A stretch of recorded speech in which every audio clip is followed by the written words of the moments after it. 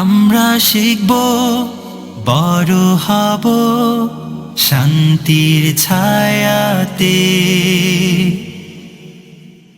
পিতা হাজী শরীয়তুল্লাহর ইন্তেকালের পর মোহাম্মদ মুহসিন ওরফে দুদু মিয়া অত্যাচারী জমিদারদের বিরুদ্ধে সংগ্রাম আরো জোরদার করেন। ফলে বারবারই তাকে জমিদারদের বিরুদ্ধে সংঘর্ষে লিপ্ত হতে হয়। এর মাধ্যমে সাধারণ কৃষক প্রজাদের মাঝে তার জনপ্রিয়তা বাড়লেও ইংরেজ ঘেঁষা জমিদারগণ ভীষণ রকম চটে যান। This is totally unacceptable sir. আপনি এলাকায় মহারানীর প্রতিনিধি স্যার অ্যান্ড্রু অ্যান্ডারসন, আর আমি আপনার close aid. Yes, right you are.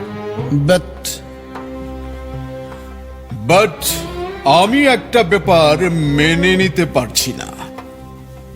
And what is that? দুদু মিয়া ফরিদপুরের জমিদার বাড়ি আক্রমণ করে সেই 42 সালে। জমিদার মদন নারায়ণ ঘোষকে আটক ও পরে হত্যা করে। Yes, I know it. সেই মামলায় 117 জন ফরাইজিকে আটক করা হয়, কিন্তু মাত্র 22 জনকে কারাদণ্ড দেওয়া হয়। সেটা কিভাবে সম্ভব? Mr. Kali Prasad, never think negative of the British legal procedure. তবুও কি না স্যার, ওই পালের গোদা দুদু মিয়া মুক্তি পেয়ে যায়। They are terrorist sir. Yes, I got your point. But what to do? The court needs evidence to sentence him.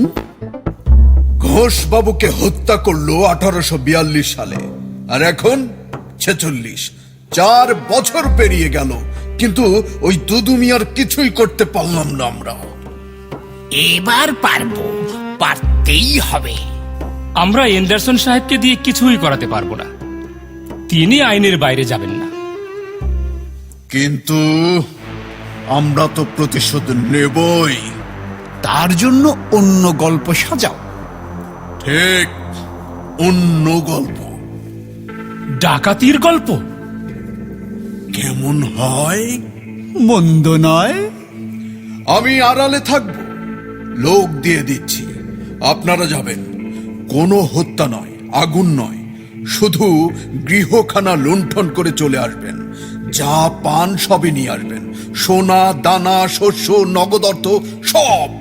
তারপর দেখি বেটা সাধারণ প্রজাদেরকে দলে ভিড়ায় কিভাবে। 1846 সালের অক্টোবর মাসে ইংরেজ প্রতিনিধি অ্যান্ড্রু অ্যান্ডারসনের গোমস্তা কালীপ্রসাদের নির্দেশে 700-800 লোক রাতের বেলায় দুদু মিয়ার বাড়ি চড়াও হয়।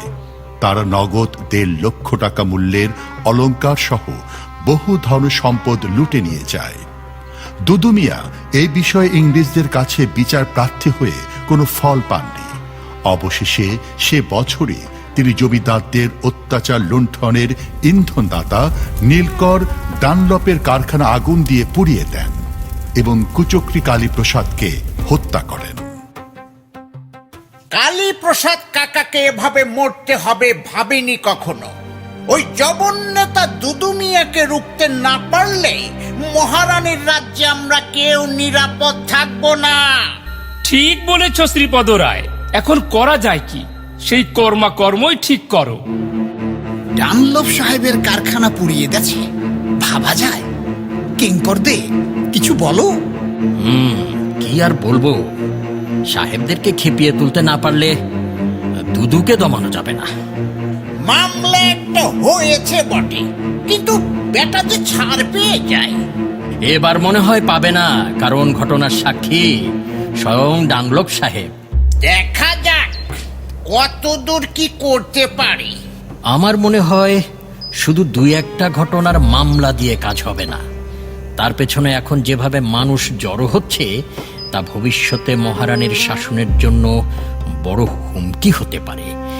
এই বিষয়টা ভালো করে সাহেবদের মাথায় ঢুকাতে হবে। জনাব, বিষয়টি কি আপনি লক্ষ্য করেছেন? কোন বিষয়টা? আপনার নেতৃত্বে আন্দোলন অধিকতর শক্তিশালী হয়েছে ঠিক, কিন্তু পিতা শরীয়তুল্লাহর নীতি থেকে অনেকটাই সরে গেছে। অবস্থা আমাদেরকে বাধ্য করেছে। আপনার শত্রু যদি প্রবল হয় তাহলে আপনি সংগ্রাম প্রবলতর না করলে উপায় কি? টেকা যাবে না তো। তা ঠিক, কিন্তু জান্নাতবাসী শরিয়তুল্লাহ পীর প্রথা পছন্দ করতেন না। আমরা আবার সেটা ফিরিয়ে এনেছি। শরীয়তুল্লাহ সমাজ সংস্কার আন্দোলনের মধ্যেই থাকতে চেয়েছিলেন, কিন্তু আমরা রাজনীতিতে অধিক জড়িয়ে পড়েছি। ইন্তেকালের পূর্বে পিতাজির সাথে আমার নিয়মিত কথা হতো এসব বিষয়ে। রাজনীতিতে তার ইজাজত যে ছিল না তা নয়, আর আমরা এখনো সংস্কার আন্দোলনই করছি, কিন্তু সেটাই কারো কারো কাছে রাজনীতি মনে হচ্ছে। শক্তি প্রয়োগ করে সংস্কার আন্দোলন বন্ধ করতে চাইলে আমাদেরকেও শক্তি নিয়ে দাঁড়াতে হবে। আমি বরং এখন আর একটা বিষয়ে আঁচ করতে পারছি। সেটা কি জনাব? খেয়াল করে দেখুন, চারিদিকে এখন আজাদি আন্দোলন চাঙ্গা হয়ে উঠছে। বিশেষ করে সিপাহীরা এতে যোগ দিয়ে সেটাকে আরো বেগবান করেছে। আর সেই সিপাহীদের মধ্যে হিন্দু মুসলিম সবাই আছে, সবাই আজাদি চাচ্ছে। স্বার্থলোভী জমিদাররা এই বিষয়ে ইংরেজদেরকে ভুল বোঝাতে পারে, বলতে পারে দেশের পরিস্থিতি উত্তপ্ত। এই অবস্থায় দুদু মিয়াকে মুক্ত রাখলে এই ফরায়েজিরাই আজাদি আন্দোলনে ঘি ঢালবে। অতএব আপনার চিন্তা শতভাগ ঠিক। কি করা যায় এখন? তার জন্য আমরা পীর খেলাফতকেই এখন বেছে নেব।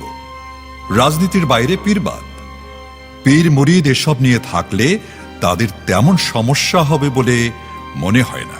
কিন্তু না, শেষ পর্যন্ত তা হয়নি। 1857 সালে সিপাহী বিদ্রোহের সময় আজাদি আন্দোলন চারদিকে ছড়িয়ে পড়ে। জনসাধারণের মধ্যে দুদু মিয়ার প্রভাব লক্ষ্য করে ইংরেজ সরকার বিব্রত হয়ে পড়ে। তাই ফরাইজিরা উত্তেজনা সৃষ্টি করতে পারে সেই অজুহাতে তাঁকে গ্রেফতার করা হয়। প্রথমে অলিপুর ও পরে ফরিদপুর কারাগারে তাকে বন্দী রাখা হয়। সিপাহী বিদ্রোহ স্তিমিত হওয়ার পর 1859 সালে ঢাকায় এনে তাকে মুক্তি দেয়া হয়। সে বছরই তিনি ঢাকায় ইন্তেকাল করেন। ইন্না লিল্লাহি ওয়া ইন্না ইলাইহি রাজিউন। এরপর তার দুই পুত্র গিয়াসউদ্দিন হায়দার ও নয়া মিয়া পর্যায়ক্রমে সেই আন্দোলনের নেতৃত্ব দেন।